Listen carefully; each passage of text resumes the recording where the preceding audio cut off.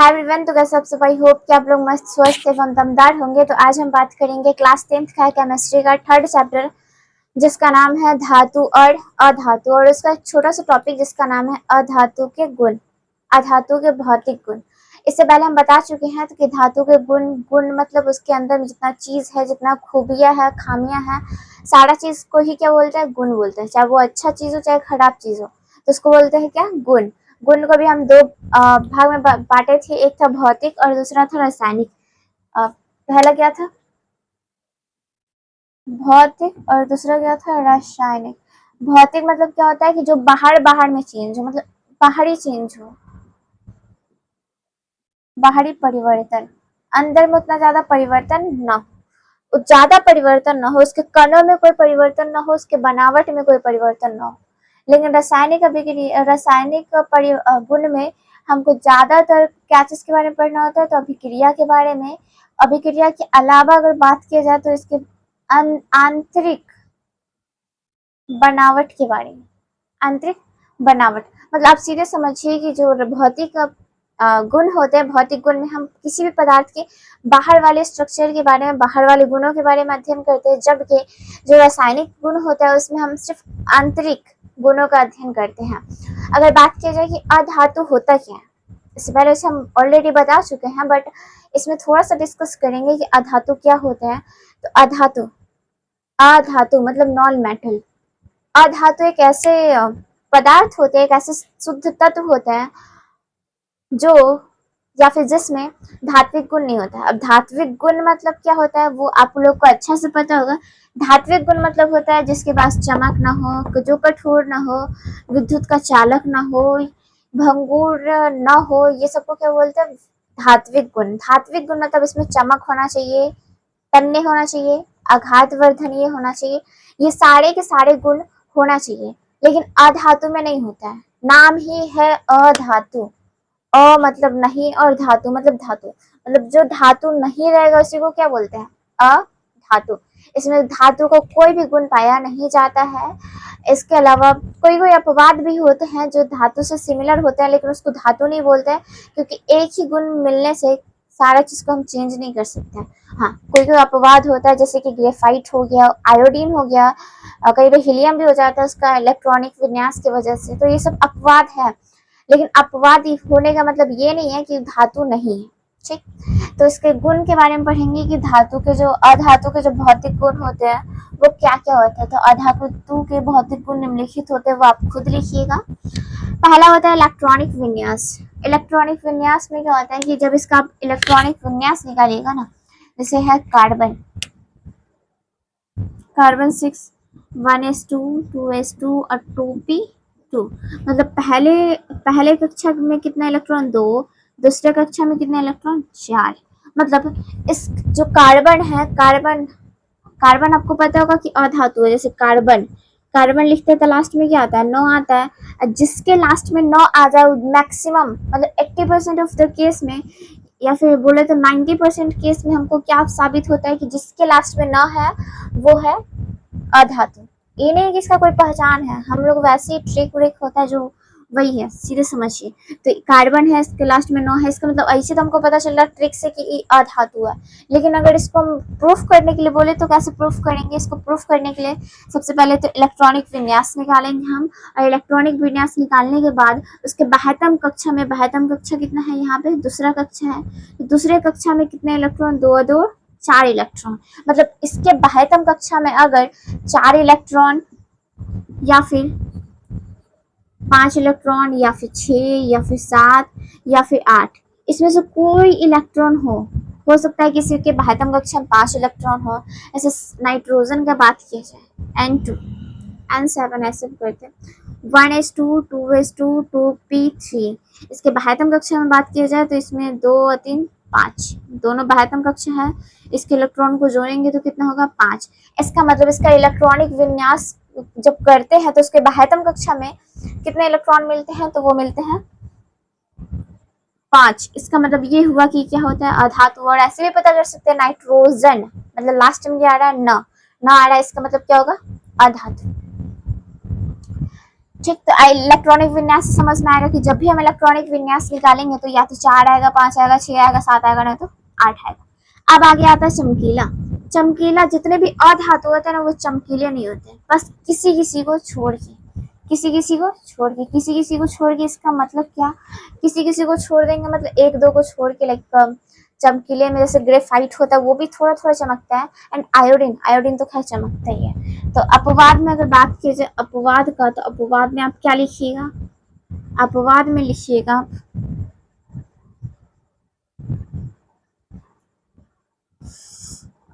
अपवाद में क्या लिखिएगा, आयोडीन या फिर ग्रेफाइट, दोनों होता है, दोनों चमकता है। मतलब जितने भी अधातु होते हैं वो चमकते नहीं है, लेकिन अपवाद में कोई कोई सब ज्यादा जो बोलते हैं ओवर थिंकिंग, मतलब क्या बोलते हैं उसको, ओवर एक्टिंग करते हैं, ये अपवाद में आ जाते हैं। इसको चमकीला होना नहीं चाहिए था, लेकिन ये ज्यादा मेकअप वेकअप कर लेते इसलिए चमकीला होता है। ठीक, आगे है कठोरता, रियल में मेकअप वेकअप नहीं करते। आगे है चमकी कठोरता, मतलब जितने भी धातु होते हैं ना वो कठोर नहीं होते, सॉरी अधातु जो होते हैं वो कठोर नहीं होता, मतलब दुनिया के कोई भी अधातु लीजिए वो कठोर नहीं होगा, बस कुछ कुछ अधातु को छोड़ के।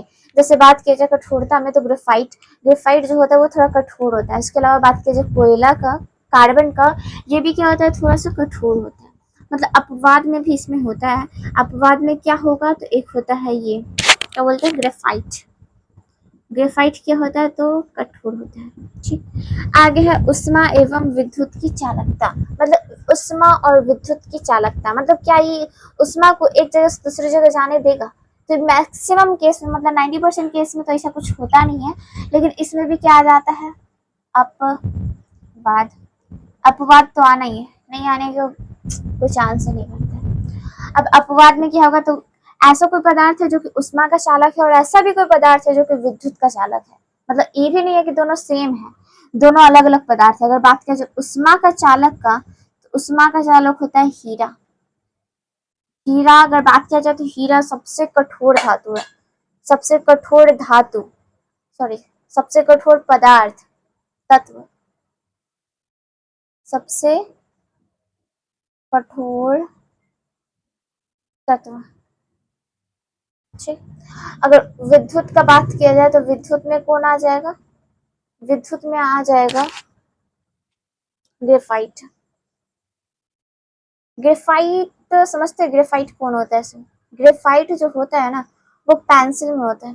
जैसे पेंसिल होता है, जैसे ये मार्कर है, तो मार्कर का ये जो है वो क्या बॉल है, लेकिन पेंसिल में देखते होंगे बीच में एक होता है ना, क्या होता है, लीड, जिस लीड टाइप होता है, तो वो जो जिससे लिखाता है, जिससे हम स्क्रिप्ट स्क्राइब करते हैं या फिर राइटिंग लिखते हैं या फिर कुछ भी करते हैं, तो वो जो अंदर का जो मटेरियल होता है वो ग्रेफाइट होता है। और देखते होंगे कि वो जो होता है ना वो थोड़ा चमकीला होता है। जैसे कि किसी भी चीज़ पे घस लीजिए, हाथ पे उसको ऐसे करके रगड़िए, हाथ बाद में आप उस उंगली को देखिएगा तो वो जो उंगली होगा वो थोड़ा सा चमकीला दिखाई देगा। अब चमकीला मतलब ये नहीं कि आप उसको देखिएगा तो ऐसे करिएगा, ऐसा भी नहीं है, मतलब पूरा ज्यादा चमकीला नहीं होता है लेकिन थोड़ा चमकीला होता है। मतलब उष्मा, मतलब अगर उष्मा का चालक का बात किया जाए तो हीरा में से उष्मा एक जगह से दूसरी जगह जा सकती है। और अगर विद्युत का बात किया जाए तो ग्रेफाइट, ग्रेफाइट है सो अधातु है, लेकिन फिर भी इसमें से क्या चीज पास हो सकता है, विद्युत।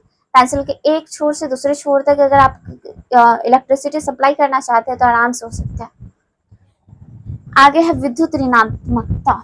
विद्युत ऋणात्मकता मतलब समझना पड़ेगा, ऋणात्मक, ऋणात्मक मतलब ऋण, ऋण मतलब क्या होता है, कर्ज। अब कर्ज आदमी, कर्ज किसको बोलते हैं, जो एक किसी से एक कुछ पैसा लेता हो, जो किसी से क्या लेता हो, कुछ पैसा लेता हो, लेकिन ये पैसा नहीं लेता है, पैसा का भूखा नहीं है, मतलब भूखा नहीं है पैसा का भूखा।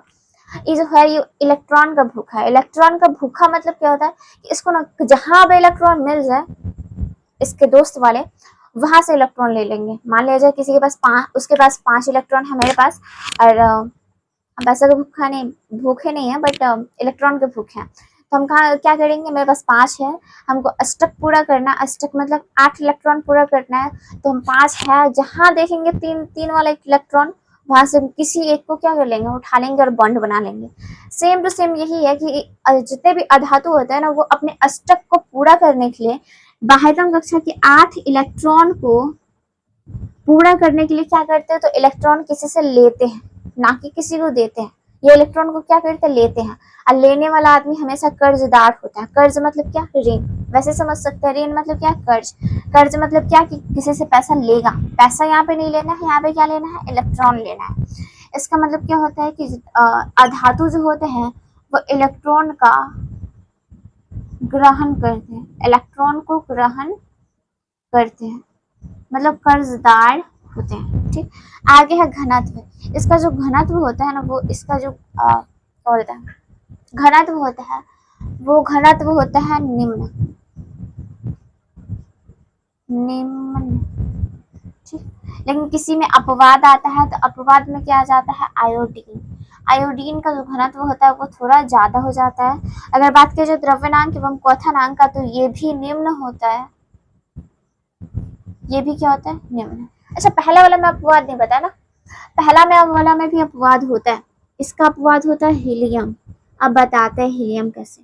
हीलियम का इलेक्ट्रॉनिक हीलियम का परमाणु संख्या कितना है, एक। परमाणु संख्या एक, मतलब सॉरी, हीलियम का परमाणु संख्या कितना है, दो। मतलब 1s2, इतना ही में इसका पूरा घर खत्म।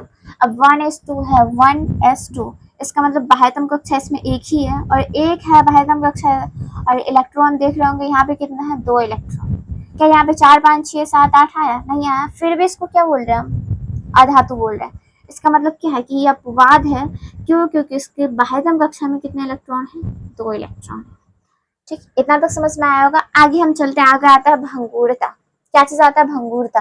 भंगुरता मतलब कि जैसे इसको हम आप ऐसे करोगे ना, मतलब मोड़ोगे, या फिर कुछ अलग शेप में बनाना चाहोगे, जैसे पेंसिल का जो बीच वाला नोक होता है, उसको आप सोचोगे कि इसका ऐसे कटिंग बना ले, तो वो कटिंग कभी नहीं बनेगा।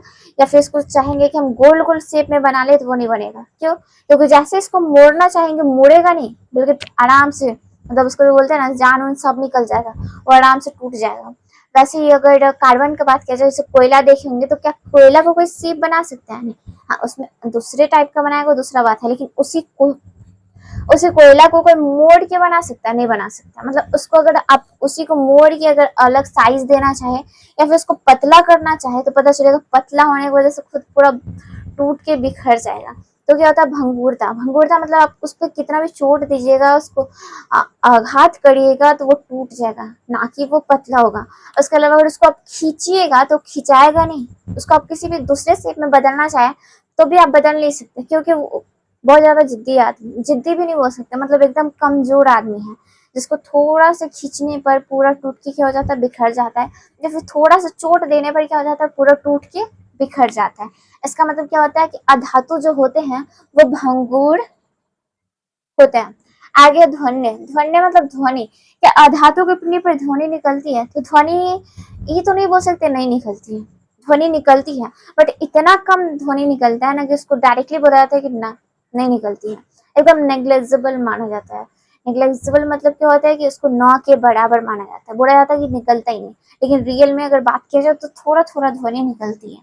अगर ऐसे बात किया जाए, तो ध्वनि थोड़ी सॉरी, धातु की तुलना में अगर इसका बात करें, तो नहीं, क्योंकि धातु में बहुत ज्यादा ध्वनि निकलती है। ठीक, आई होप कि आप लोगों को समझ में आया होगा। आज के इतना ही, फिर मिलते हैं अगले लेक्चर में, तब तक के लिए बाय बाय, टेक केयर।